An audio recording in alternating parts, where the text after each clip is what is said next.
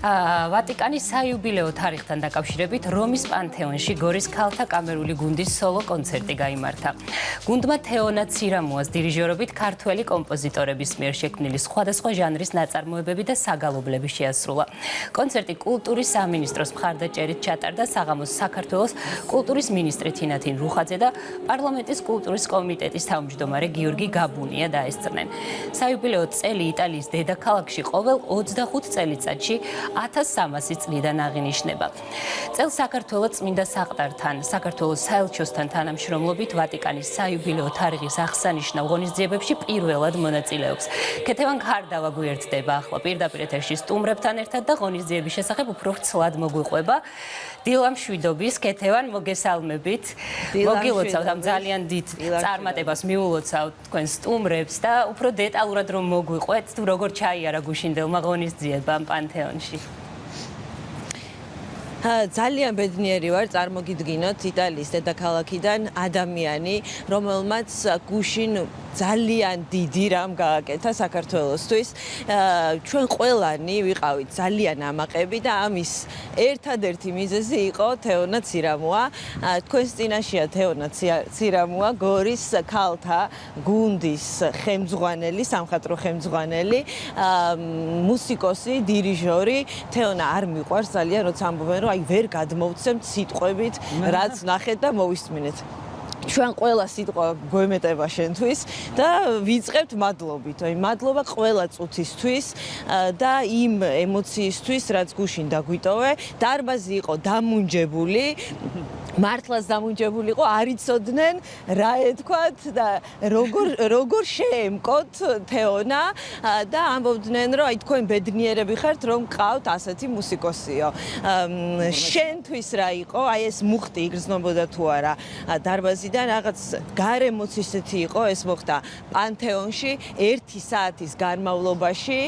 თეონა იდგა და მე Facebook-საც დავწერე გუშინ ჩვენი ფოტოები რომ გავაზიარე, სცენის დედოფალი იყავი. ნამდვილი სცენის დედოფალი. მადლობა. აი ახლაც მიჭირს დაწყება გუშინდელი დღის გახსენება, იმიტომ რომ მართლა ემოციები როცა გაწვება, ძნელია სიტყვები დაალაგო. ეს იყო გორის ქალთა გუნდის ისტორიისთვის და ჩემთვის როგორც მუსიკოსისთვის მართლა ერთ-ერთი ბევრი ესეთი მნიშვნელოვანი კონცერტები გავიკეთებია, მაგრამ ეს ალბათ ერთ-ერთი ლიდერი კონცერტი იყო თავისი მნიშვნელობით და პირველ რიგში მინდა ძალიან დიდი მადლობა გადაუხადო კულტურის სამინისტროს, რომ ამ პროექტში ჩავხრთო, ამ დღესასწაულში მივიღეთ მონაწილეობა და ამ დღისთვის ჩვენ ვემზადებოდით, ალბათ 9 წელიწადი მინიმუმ. პროგრამა იყო სპეციალურად შერჩეული ისე, რომ მივხვდი ვთქვათ რა სად ჩამოვდიოდი და რა ღონისძიება იყო და რასთან იყო დაკავშირებული, იმის მიხედვით დავტვირთი ასე ვთქვათ პროგრამა და აი რა იყო მოთხოვნა. აი პროგრამა როგორ შედგა, იყო 14 ნაწარმოები, ერთმანეთზე უკეთესი და დალაგებულიც ისე იყო, რომ ამოსუნთქვის შესაძლებლობა არ გქონდა, მონუსხულები ვიყავით. აი როგორ შეძელი ეს? ხო, პროგრამის დალაგება ძალიან რთული საკითხი არის, ანუ ისე უნდა დაალაგო, რომ შეიძლება ისეთი კარგი ნაწარმოებები ისეთ ადგილებში მოაქციო, რომ დაიკარგოს ასე ვთქვათ მისი ეფექტი. კიდე ცალკე საფიქრალი არის ხოლმე, ძალიან ბევრს ვფიქრობ ამაზე, რომ სწორად დაალაგდეს პროგრამა. პროგრამა იყო შერჩეული, თავიდან მითხრეს, რომ რელიგიური ნაწარმოებები ასე ვთქვათ საგალობლებიც უნდა ყოფილიყო და ასე შემდეგ, ანუ ჩვენი პროფილი ეს არ არის, მაგრამ გვაქვს ის რამოდენიმე საგალობელი რეპერტუარში და რა თქმა უნდა ის აღვადგინე და ფაქტობრივად თავიდან მომიწია გაკეთება, იმიტომ რომ კარგი ხანია არ შეგვისრულებია და მივხვდი რომ პატრიოტული და შინაარსის ნაწარმოებებიც უნდა ყოფილიყო, რელიგიური, ფილოსოფიური და ასე შემდეგ და საბოლოო ჯამში მინდოდა რომ ეს პროგრამა დატვირთული ყოფილიყო აი მაქსიმალურად ამ 1 საათში როგორც ჩაეტეოდა ჩვენ რეპერტუარში რაც კი რამე შედევრი არის ასე ვთქვათ ნაწარმოებები ყველა ყოფილიყო ამ ჩატეულიყო ამ 1 საათში. რთულია და ჩვენ კიდე ბევრი ნაწარმოებები გვაქვს რომელიც ვერ შევასრულეთ, მაგრამ რაც შევასრულეთ ეს იყო მართლა შესასრულებელი, რასაც ქვია რა და გუშინაც ვამბობდი რომ ჩვენ ამ ჩვენი კონცერტით თქვით საქართველოს სათქმელი ჩემი აზრით და კი გუშინ ჩვენ ვიგრძენით რას ნიშნავს მუსიკის სიძლიერე. კარი გაიღო ზუსტად 5 საათზე და ჩვენ ვნახეთ თუ რამხელა იყო რიგი. იყვნენ ქართველები, იტალიელები, რომლებმაც შეიძლება პირველად მოგისმინეს, მაგრამ მერე ამბობდნენ და ინტერვიუებშიც გვითხრეს, რომ YouTube-ზე მოგძებნიდნენ აუცილებლად და შემდეგ უკვე რომ გადავიხედეთ, მთელი დარბაზი გაჭედილი იყო ხალხით, ის ტურისტებიც კი, რომლებიც შემოვიდნენ, უბრალოდ ხო ვიზიტორები, რომლებიც შემოვიდნენ პანთეონის დასათვალიერებლად, იყურებოდნენ, რომ ისინი უფრო მეტნი აღმოჩნდნენ მოწვეულს ბოლოს ან შემორჩნენ და ბოლომდე იყვნენ და მიუხედავად წვიმისა, რომელიც შუაში ჩამოდიოდა. აი წვიმა რო ჩამოდიოდა, ესეც რაღაცა მისტიკური იყო და შენ წვიმაზე ვღეროდი. აი ეს მინდა რომ გითხრა, ჩვენ ანუ დარბაზის მხარე ვიყავით აღფრთოვანებული და აი შენ როდის იგრძენი ის მუხტი, ის მოწონება და აღფრთოვანება, რაც გქონდა ყველას. სხვათა შორის ეს მოწონება და აღფრთოვანება წინა დღეს ვიგრძენი უკვე რეპეტიციის დროს, რომელსაც შენ ასევე ესწრებოდი. ზოგადად საერთოდ ესეც პანთეონი როგორიც არის თქვათ ეს აქროთ გახარ და იცი რომ ხვალ კონცერტი უნდა ჩაატარო, აქ უკვე იმუხტები. და უკვე კონცერტი რო დგება და ხალხი რო მოდის და აი უკვე იგება ძაფები. მე ყოველ შემთხვევისთვის გრძნობ ამას რა, რომ აი სანამ კონცერტი დაიწყება, უკვე ხვდები რა აურა დატრიალდება და როგორი აი ეს ენერგეტიკა რა ტრიალებს და მერე უკვე კონცერტი რო იწყება, რა თქმა უნდა, მე ამას ვცდილობ, რომ ეს ენერგეტიკა და ეს ძაფები არ გავწყვიტო და რა გაწყვიტო ისეთი მდგომარეობა იყო. პირველი ხმა როგორც კი გაისმა, იმ წუთას გაჩუმდა მთელი პანთეონი. კი, და ნუ ამის უკან ძალიან დიდი შრომა დევს, აი ძაფები რომ არ გაწყდეს, ამაზე კიდეც რეპეტიციებზე ცალკე ფსიქოლოგიური და რა ვიცი, აი იმდენნაირი მხრიდან ხდება ხოლმე ამის ისა, მაგაზე ძალიან ბევრს ველაპარაკები გუნდს, რომ ერთი პატარა აი ეს ემოციური ხაზი რო გაჩნდება და იმას გაწყვიტავ ეგ არის უარესი. აი თავიდან ბოლომდე რო არ კონდეს ის ჯობია, რომ მაყურებელი ფსიქოლოგიურად ფიქრობს, რომ ალბათ ესეთია, მაგრამ აი რაღაცას რო გაუჩენ მაყურებელს და ის რო შეუნარჩუნო მთელი კონცერტის განმავლობაში, მაგას უნდა ძალიან დიდი შენსასრულებდი ნომრებს და როგორც გეუბნებოდი, ან მაყურებელი ამბობდა, რომ აი ჩვენ გვიყვარს, როდესაც დირიჟორი მღერისო.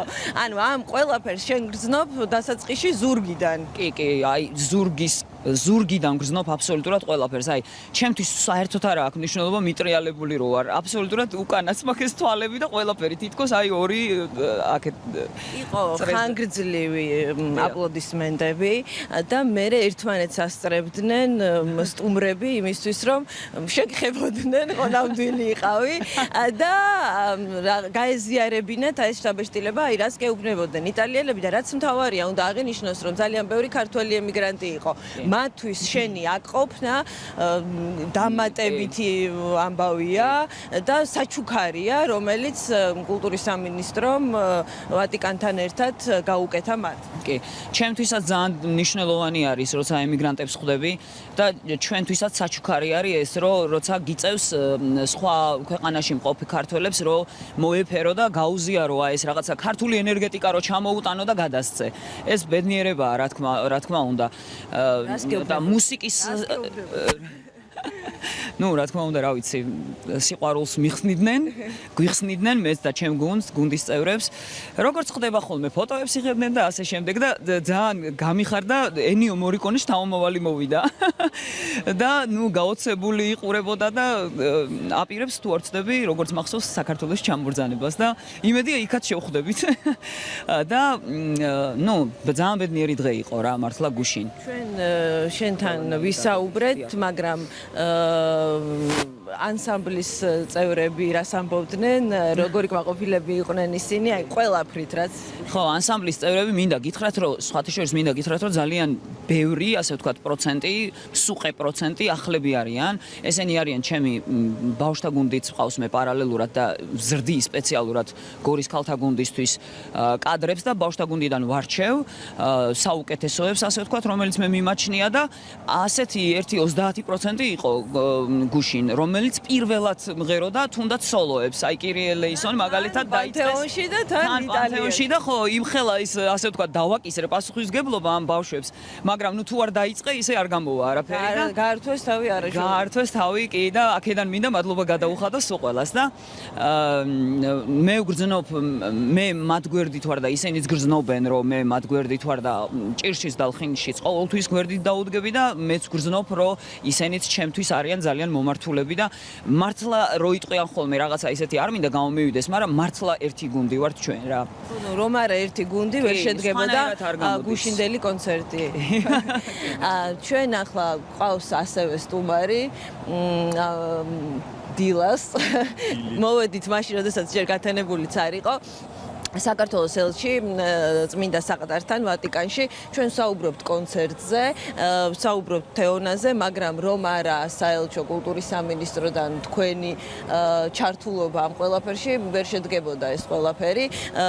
კონცერტი ერთია, მაგრამ მისი ორგანიზებაა მანამდე. გითხარით, რამდენად რთული იყო ეს, როგორ გაჩნდა იდეა და რამდენად კმაყოფილი ხართ თქვენ იმით, რაც უკვე რეალობაა. დავიწყებ კმაყოფილებით.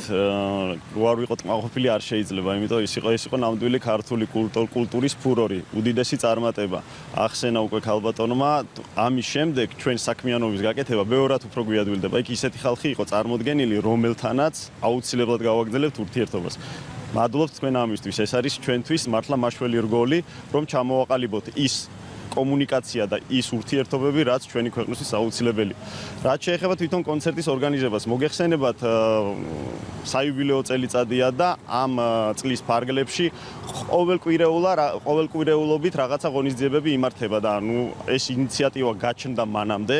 მადლობა მინდა გადაუხადოთ ჩემს წინამორბედებს, იმიტომ რომ ინიციატივა უკვე გაჟღერებული იყო და ამან გაგვიადვილა რა თქმა უნდა ამ ყველაფრის გაგრძელება. თუმცა დავასწარით სხვა ჩვენს კოლეგებს და ისეთი ადგილები შევარჩიეთ. საუკეთესო მინდა ვთქვა, ნუ კულტურის აკვანები, ასე ვთქვა. ამაზე მეტი ჩვენ არ ვიცით, როცა გავიგებთ, იმასაც აღმოვაჩენთ და დავიპყროთ აუცილებლად. აუცილებლად, არა მხოლოდ.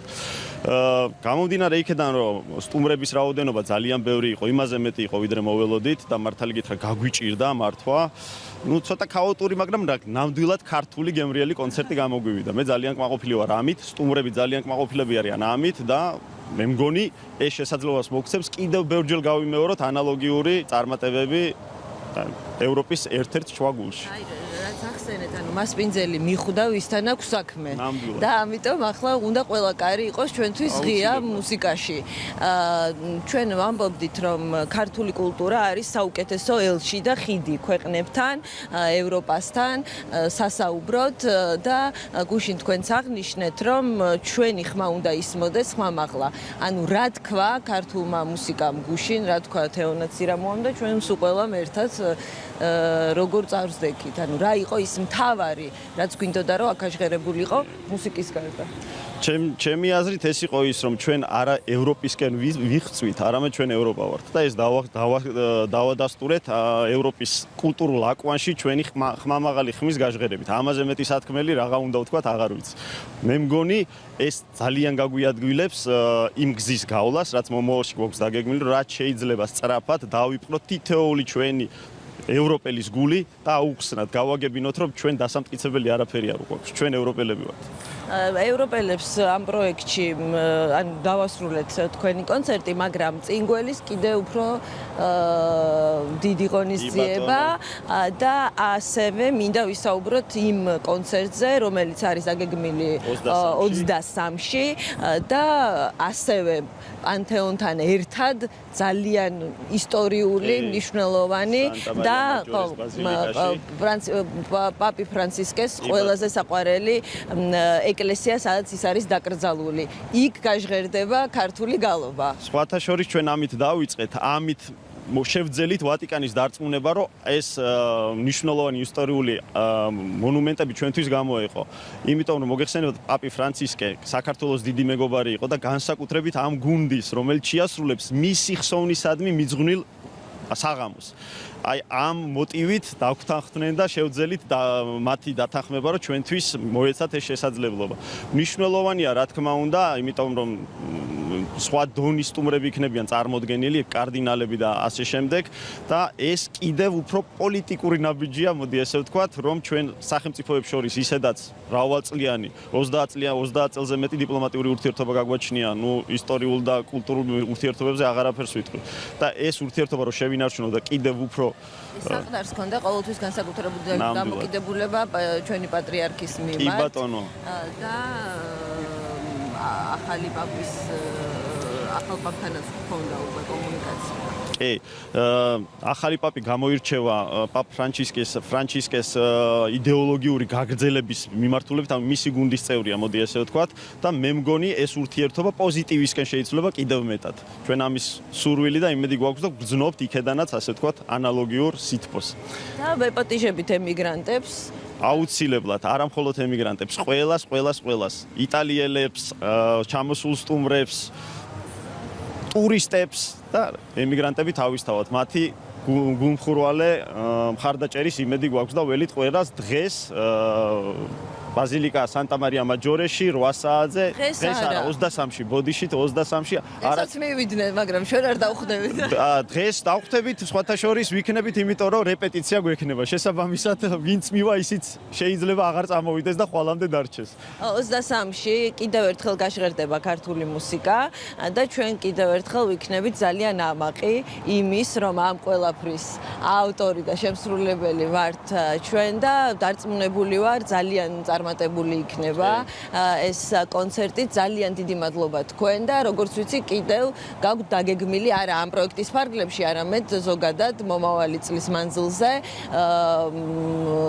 არაერთი კონცერტი, ღონისძიება, სადაც იქნება გაჟღერებული ქართული ჰანგები, ასე ვთქვათ. ნამდვილად არ მოვაკლებთ მოკლედ ჩვენ ინიციატივებს და აუცილებლად შევთავაზეთ იტალიელ მაყურებელს ქართული კულტურის გაცნობის კიდევ მეტ შესაძლებლობებს, სხვათა შორის ეს ბევრი გვაქვს, მსურველიც ბევრია და ამავდროულად მინდა აღვნიშნო, ენიო მარიკონის შთამომავალი ახსენეთ.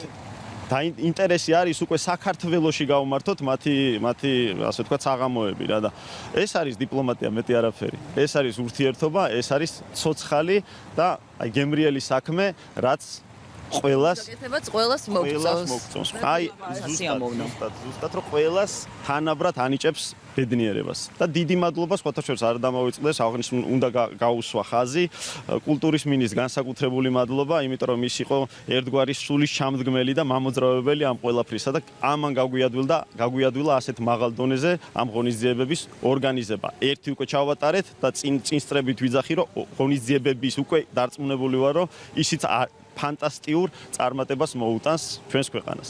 ძალიან დიდი მადლობა ორივეს. პირველ რიგში მადლობა იმისთვის, რომ გუშინ გვიან დასრულდა კონცერტი და დღეს მე უხერხურლებოდა კიდეც, რომ მეთხოვა, რომ დილის 7 საათზე რომში შევხვდეთკო ცენტრში, მაგრამ ეს არის თემა, რომელზეც ძალიან გვინდოდა საუბარი და ჩვენ მაყურებელს აუცილებლად უნდა გაეგო, რაც შეიძლება მეტი იმ კონცერტის შესახებ ნახავს კადრებშიც, მაგრამ მაინც. მადლობა თეონა, მადლობა ყველაფრისთვის და არ დავიშურებ არც ერთ სიტყვას მადლიერების, წარმატებებს გისურვებთ, წარმატებებს უსურვებთ ჩვენ ელჩს, დავით მექვაბიშვილს, ჩვენ დროებით გემშვიდობებით და შემდეგ უკვე გაგაცნობთ თუ რა მოხდება, რას დავატრიალებთ 23 ნოემბერს სანტა მაჟორეში, როდესაც იქნება ისევ კიდევ ერთხელ ქართული კონცერტი.